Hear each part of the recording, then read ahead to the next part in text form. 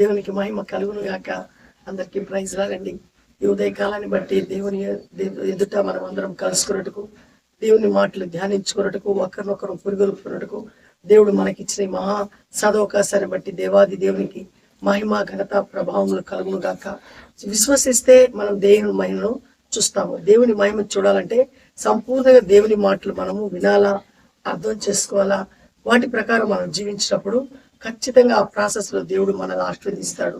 అయితే దేవుడి చేత ఆశీర్వదించబడిన మనము ఆయన యందు నిత్యము భయభక్తులు కలిగి జీవించాలా. అది దేవుడు మన పట్ల ఉద్దేశించినటువంటి ఒక విధి అనమాట. చూడండి, సామెతల గ్రంథము 16వ అధ్యాయంలో 18వ మాట ఒకటి ఉంటుంది అనమాట. నాశనానికి ముందు గర్వం నడుస్తుందంట. ఒక మనిషి పడిపోయే ముందు వాడు గర్విష్ఠుడుగా ప్రవర్తిస్తాడంట. అంటే గర్వం అనేది మనిషికి వచ్చేస్తే వాడు ఏమైపోతాడంటే గర్వం తర్వాత నాశనం అయిపోతాడు. అంటే గర్వం వల్ల వచ్చేటువంటి ప్రయోజనం ఏమైనా ఉందా అంటే అది నాశనము. ఇక గ్రంథములో 2వ దినవృత్తాంతాల గ్రంథం అని ఉంటుంది. దాంట్లో ఒక 26వ అధ్యాయం అనేటువంటి ఒక అధ్యాయం ఉంటుంది. ఆ అధ్యాయంలో రాజైన ఉజ్జియా అనేటువంటి ఒక ఆయన ఉంటాడు. ఆ రాజు 16 సంవత్సరాలకే ఏలుబడిచ్చేట్టుకు తండ్రి చనిపోయిన వెంటనే ఆయన్ని యూదులకు రాజుగా చేసినప్పుడు ఆయన వయస్సు 16 సంవత్సరంలోనే ఆయన ఏలుబడిలోనికి వస్తాడనమాట.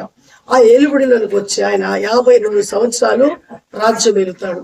ఇలా రాజ్యం వెళ్ళేటప్పుడు ఆయన దేవుని యందు ఎంతో భయభక్తులు కలిగి దేవునికి ఇష్టడుగా ఆయన ఆ దేవుడికి నచ్చని పనులు ఏది చేయకుండా అన్ని దేవునికి ఇష్టమైన పనులు చేస్తూ చాలా చక్కటి సైన్యము అన్ని ఏది కుదువు లేనటువంటి పరిస్థితుల్లో జీవిస్తూ ఉంటాడు. ఇలా జీవించేటువంటి వ్యక్తి అన్ని ఆయన కుదుట పడిన తర్వాత, అన్ని సమకూర్చబడిన తర్వాత ఆయనకు ఒక ధీమా వచ్చేస్తుంది, ఇంకా నాకేమీ లేని. ఆ ధీమా వచ్చినప్పుడు ఏం చేస్తాడంటే ఆ యొక్క అంటే దేవాలయంలోకి వెళ్ళి, పరిశుద్ధ ఆలయంలోకి వెళ్ళి అక్కడ యాజకులు చేయాల్సిన పని తను చేయుటకు పూనుకుంటాడు. అంటే యాజకుడు వచ్చేదానికి కొంచెం టైం పడుతుందని, ఆ టైం లోపల ఈయన యాజకత్వం చేయాలనే ఉద్దేశంతో యాజకత్వం చేసేదానికి, ధూపం వేసేదానికి ఆయన పరిశుద్ధ ఆలయంలోనికి ప్రవేశిస్తాడు.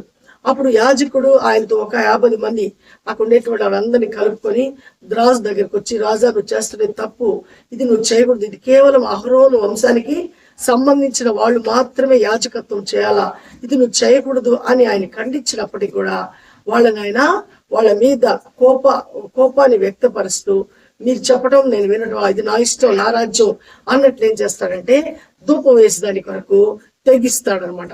ఎప్పుడైతే ఆ ధూపం వేసేదానికి తెగిస్తాడో అప్పుడు ఆ యాజకులు అందరూ చూస్తూనే ఉంటారు.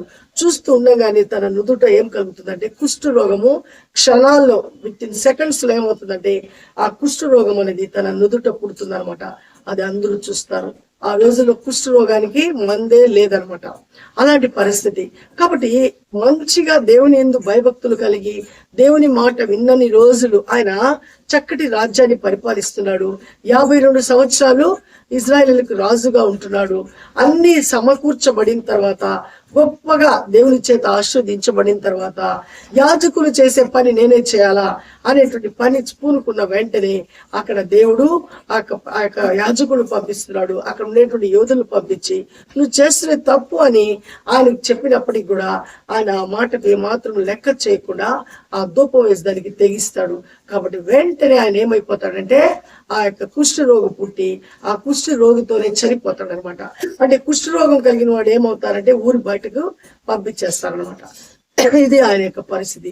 కాబట్టి మనము ఎవ్వరం కూడా ఈ లోకంలో ఎంత పరిస్థితి వచ్చినా సరే, ఎంత గంభీరమైనటువంటి జీవితం మనం జీవిస్తున్నప్పటికీ కూడా ఎక్కడ కూడా గర్వం అనేది ఉండకూడదు. గర్వం వల్ల మనకు వచ్చేటువంటి అన్ని ప్రయోజనాలు ఏమైనా ఉన్నాయంటే అది నాశనమే. ఇంకా మనం తిరుగులేనటువంటి జీవితాన్ని జీవిస్తాము అంటే ఇంకా మనము కోరుకోలేము. గర్వం అనేది వచ్చేసిందంటే ఇంకా కోరుకోలేము. దేవుడికి నచ్చంది ఏదైనా ఉందంటే గర్వమే. ఆనాడు దేవుని సన్నిధానంలో ప్రధాన దూతగా ఉండేటువంటి లూసిఫర్ అయినటువంటి అపవాది కూడా తన హృదయంలో గర్వించినందుకే అతడు ఈ లోకంలోనికి, ఈ శూన్యంలోనికి, చీకటిలోనికి త్రోయబడ్డాడు. ఆ గర్వం వల్ల తనకేమొచ్చేసిందంటే ఆ దేవుని యొక్క సన్నిధి నుంచి దూరపరచబడ్డాడు. అదే ఇక్కడ ఉజ్జియా రాజు కూడా గర్వించాడు. కాబట్టి దేవుడు ఆ యాజకుడు చేయాల్సిన పని తను చేటుకు పూనుకున్నాడు కాబట్టి వెంటనే దేవుడు అందరి సమక్షంలో దానికి కుష్ఠరోగం వచ్చే విధంగా క్షణాల్లో ఆ కార్యం జరిగించాడు. కాబట్టి మనము దేవుని యందు భయభక్తులతో జీవించాలనేటువంటి ఆశగా మనలో ఉంటే దేవునికి నచ్చని పని అంటూ ఎప్పటికీ చేయకూడదు. గర్వము అహంకారం అస్సలు దేవునికి నచ్చదు. ఇది ఏదైనా మనలో ఉంటే అవన్నీ మనం తీసివేసేయాలా. వాటి వల్ల ఏ ప్రయోజనం లేదు, మనకు ప్రయోజనం లేదు, మనతో ఉండే వారికి ప్రయోజనం లేదు, దేవునికి దానివల్ల మహిమ రాదు. కాబట్టి మనల్ని మనం తగ్గించుకోవాలా, దేవుని నామాన్ని హెచ్చించాలా, ఆయన ఎందుకు మనం ఆనందించాలా. బెత్తెడ జీవితం అంది 39వ కీర్తనలో చెప్పబడుతుంది. బెత్తెడు జీవితం. మనం ఎప్పుడు పుడుతున్నామో ఎప్పుడు చనిపోతామో అసలు మనకే తెలియదు. మన పుట్టుకు మనకు తెలియదు, మన మరణం మనకు తెలియదు. మధ్యలోనే మనము కొంతకాలం ఉంటాము, అన్ని బంధాలు పెంచుకుంటాము. ఒకానొక సమయం ఆయన పిలువగానే మనం వెళ్ళిపోవాలా. అంటే కేవలము గాలి లాంటిది మన జీవితము. గాలి లాంటి జీవితానికి మనం ఏ మాత్రము మిడిసపాటు అనేది ఉండకూడదు. ఆ గర్వము అహంకారం అనేది ఎప్పటికీ మన దగ్గరికి రాకూడదు. మనము ఎంతటి పరిస్థితిని అనుభవిస్తున్నప్పటికీ కూడా ఆ గొప్ప స్థితిని బట్టి దేవుని స్తుతించాలా, ఆయన నామాన్ని మహింపరచాలా. ఆయన మనకు అవన్నీ ఇచ్చినందుకు ఆయనకు మనం ఎప్పటికీ మనము ఆ కృతజ్ఞత కలిగిన జీవితం కలిగి ఉండాలి. కానివ్వండి, మనకు అన్ని ఉన్నాయని విర్రవీగి మనం అలాంటి పనులు చేసినప్పుడు దేవుడికి నచ్చని పని చేయకపోతే వెంటనే ఆయన డెసిషన్ తీసుకుంటాడు. అది ఆయనకు ఉండేటువంటి శక్తి. నువ్వు ఎందుకు ఇలా తీసుకున్నావు అని అడిగేదానికి ఎవరికి కూడా ఆ సత్తా ఈ లోకంలో ఎవరికి లేదు, రాదు కూడా. కాబట్టి మనము దేవునికి లోబడదాము. ఏమాత్రం గర్వానికి అహంకారానికి చోటు ఇవ్వకుండా మనల్ని మనం తగ్గించుకుంటూ ఆయన నామాన్ని మహిమపరుద్దాము. అప్పుడు దేవుని యొక్క కనికరము కృప మన మీద, మన కుటుంబం మీద, మన బిడ్డల మీద ఉంటుంది. కాబట్టి మనం ఏదైతే చేస్తామో అవన్నీ మన బిడ్డలు చూస్తుంటారు. కాబట్టి మనం మంచి చేద్దాము, ఆ మంచి బిడ్డలు చూస్తారు, ఆ మంచిలో వాళ్ళు నడుస్తారు, వాళ్ళ పిల్లలకు కూడా అదే బహుమానం ఇస్తారు. అంతేకాని మనము చెడ్డ చేస్తూ మీరు మంచిగా బ్రతకండి ఎవరు మన మాట వినరు. కాబట్టి మనం వాళ్ళు వింటారంటే విన్నట్టు నటిస్తారు కానీ వాళ్ళు అది ఏమాత్రమూ నచ్చదు వాళ్ళకి. కాబట్టి మనుషులకే మనం చేసే గర్వం అహంకారం నచ్చకపోతే దేవాది దేవునికి నచ్చదు. కాబట్టి మనం దేవుడికి ఇష్టలుగా ఉందాము, ఆయన యొక్క కృపకు మనం పాత్రలం అవుతాము. కాబట్టి ఈ రోజు ఈ ఉదయకాలము దేవుడు మనకి ఇచ్చినటువంటి 16వ అధ్యాయము సామెతల గ్రంథము 18వ మాట, మన యొక్క నాశనానికి ముందు గర్వం నడుస్తుందట. కాబట్టి అలాంటి గర్వం అనేటువంటిది ఎక్కడ కూడా మనలో ఉండకుండా మనల్ని మనం తగ్గించుకుంటూ ఆయన నామాన్ని హెచ్చిద్దాము, ప్రార్థిద్దాము. మన వెనుకల్లో దేవుడు మనకి ఇచ్చిన మాటలు దేవుడు సమృద్ధిగా దీవించును గాక. ఆమేన్. మహాగణుడ జీవగలిగిన దేవ, జీవాధిపతి నీ స్తోత్రం నాయన. నీ మహాకృపలో అద్భుతమైన ప్రేమలో ఇందే కాలాన్ని బట్టి నీకు వందనాలు ప్రభా. రాజైన ఉజ్జియా ప్రభా అంత స్థిరపడిన తర్వాత ప్రభా అయా తను గర్వించి నాయన యాజకులను లెక్క చేయకుండా ఇదిగో యాజకులు చేయవలసిన పని తన చేటుకు పూనుకున్నందుకు మీరు వెంటనే కుష్ఠరోగిని ఆయా రోగాన్ని ఆయనలో పుట్టించి ఆయనకు బుద్ధి వచ్చినట్టు మీరు చేసినట్లు లేఖనం చెప్తుంది ప్రభా. అవునైనా గర్వము అహంకారం అనేది అయా నీ బిడ్డలుగా మేము జీవించుండగా మాకెప్పటికీ ఉండకూడదు ప్రభా. దేన్ని చూసుకొని మేము గర్వపడాలి ప్రభా. బెత్తడు జీవితం మాది ప్రభా. ఇదిగో నాయన క్షణమాత్రం ఉండి ఆయా క్షణంలో నాయన ఆవిరిలాగా నాయన మేము నాయన ఎటు వెళతామో మాకే తెలియదు ప్రభా. అలాంటి పరిస్థితులు నాయన మాది. అది మేము పూర్తిగా అర్థం చేసుకుని గ్రహించి మమ్మల్ని మేము తగ్గించుకుంటూ నీ నామాన్ని హెచ్చిస్తూ నీ మీద ఆధారపడి మీ కృపకులో నాయన ఎదిగేటువంటి ఆ కృపను నాయన మా అందరికి అనుగ్రహించమని ఈ ఉదయకాలం బ్రతిమాలుకుంటున్నాం నాయన. ఎందరైతే వీడియో చూస్తున్నారో, ఎందరికైతే ఈ వీడియో ప్రయోజనకరంగా ఉంటుందో ప్రతి ఒక్క కుటుంబాన్ని మీరు దర్శించి ప్రతి ఒక్కరు ప్రభా నీకు మహిమార్థకరంగా తమను తాము తగ్గించుకొని నీ నామాన్ని హెచ్చించుటకు ఆయురారోగ్యము దీర్ఘాయుష్ను దయచండి. బిడ్డల అవసరతలు అక్కర్లు మీరు తీర్చండి. దేన్ని గురించి నీ బిడ్డలు చింతపడకుండా నీ మాటను బట్టి ధైర్యం తెచ్చుకుంటూ నీ యందు ఆనందిస్తూ నీకు సాక్షులుగా ఉండటకు కృపను అనుగ్రహించమని ప్రతి కుటుంబాన్ని దర్శించి వివాహం లేని వారి ఇంట్లో వివాహాలు జరిగించండి.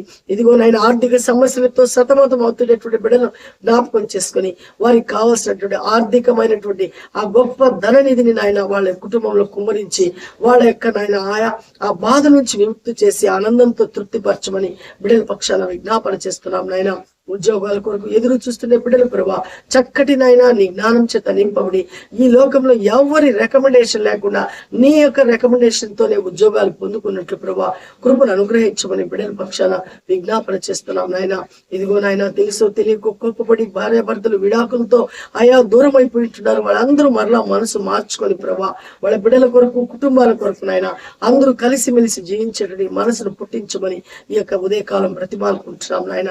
ఇదిగో నాయన ఎవరైతే అనారోగ్యంతో ఉంటున్నారో, ఎవరైతే ఇంటెన్సివ్ లో ఉంటున్నారో, ఎవరైతే ఆ రోగంతో నాయన ఇంకా మేము బాగు కాలేమో అనేటువంటి ఆ భయంతో ఉంటున్నారో వారందరికీ నాయన ఇదిగో మీ యొక్క మాటను పంపించి ఇదిగో నేనున్నాను నమ్మండి అని ప్రభా మాట ఇచ్చి వారిని లేవనెత్తమని బ్రతిమాలుకుంటున్నాం నాయన. ఇదిగో నా దేవా బిడ్డలందరూ వింటున్నారు, శ్రద్ధగా విని అయా మంచి మనసుతో నీ వాక్యాన్ని స్వీకరించి నీకు మహిమార్థకరంగా జీవించే జీవితాలు ప్రతి బిడ్డకు అనుగ్రహించమని, వారి పిల్లలు వారి మాట వినున్నట్లుగా అయా ఆ యొక్క తల్లిదండ్రులు మీకు లోబడినట్లయినా కార్యములు జరిగించి ఆస్వాదించమని, మరలా మీ చిత్తమైతే నాయన మేము కలుసుకునే పర్యంతరం మీ కాపుదల భద్రతా క్షేమము బిడ్డలకు మాకు అనుగ్రహించమని యేసయ్య పరిశుద్ధ నామములో అడిగి బ్రతిమాలు వేడుకుంటున్నాను పరమ తండ్రి. ఆమేన్ ఆమేన్. అందరికి ప్రైజ్ లాడండి. దేవునికి మహిమ కలుగును గాక. ప్రతి విషయంలో దేవునికి లోబడదాము.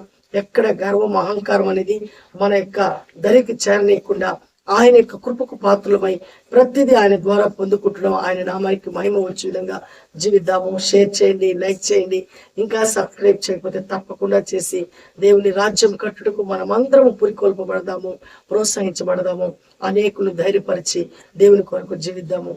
మరలా మనం కలుసుకునే పర్యంతరము ఆయన కాపుదల భద్రతా క్షేమము మీకు నాకు తోడుగా ఉండును గాక. ఆమేన్. షలోమ్.